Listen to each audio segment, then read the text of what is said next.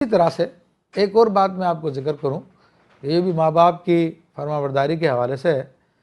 کہ ایک مرتبہ سیدنا موسیٰ علیہ السلام نے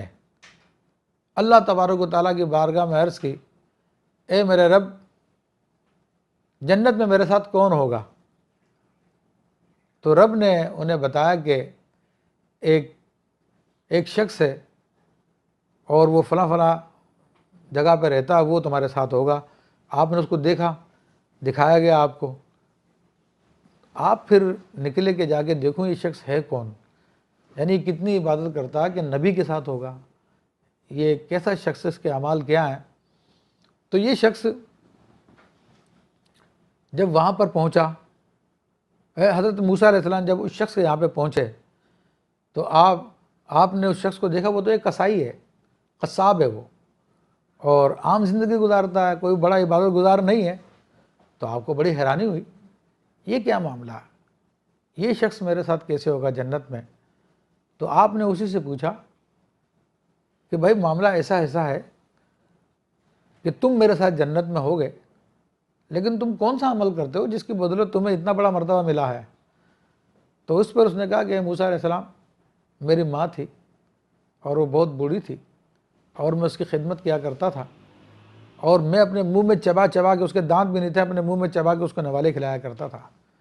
اور میری ماں ہمیشہ مجھے دعا دیتی تھی کہ اللہ تعالیٰ تجھے جنت میں موسیٰ علیہ السلام کے ساتھ کر دے۔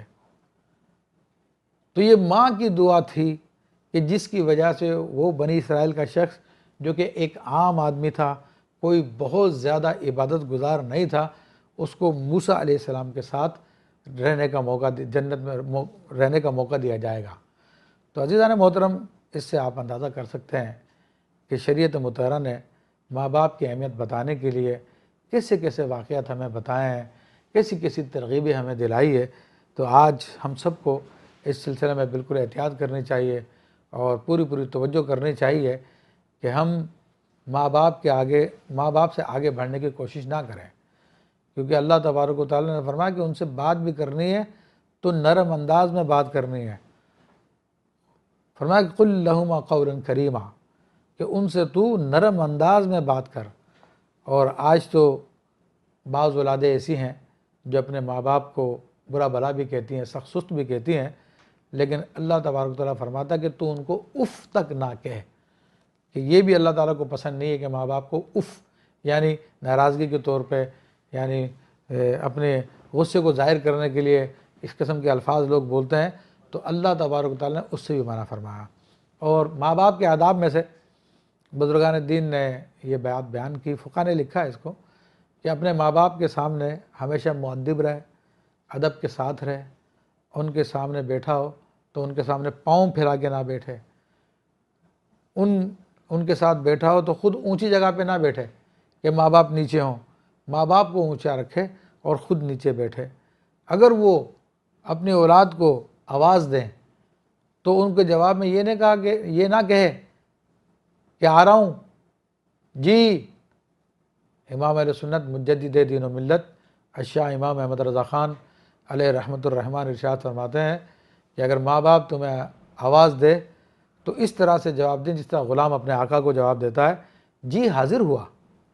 تو ادب کے جتنے بھی پہلو کو اپنایا جا سکتا ہے ماں باپ کے مقابلے میں، ماں باپ کے سامنے ان تمام پہلوؤں کو اپنایا جائے اور اپنی خواہشات کو ماں باپ کی خواہشات پہ قربان کر دیا جائے۔ تو ایسا شخص ہم نے اس دنیا میں پریکٹیکلی دیکھا کہ جو لوگ پڑھے لکھے بھی نہیں ہیں اور ان میں اتنی کوئی صلاحیتیں بھی نہیں ہیں، لیکن اپنے ماں باپ کی خدمت کرنے کی وجہ سے آج وہ کامیاب ترین لوگوں میں شمار کیے جاتے ہیں، اور اللہ تبارک و تعالیٰ کی طرف سے ان کو ہر طرح کی نعمتیں ملی ہوئی ہیں۔ تو الحمدللہ یہ مختصر میں نے بیان آپ کے سامنے حقوق والدین کے حوالے سے کیا ہے۔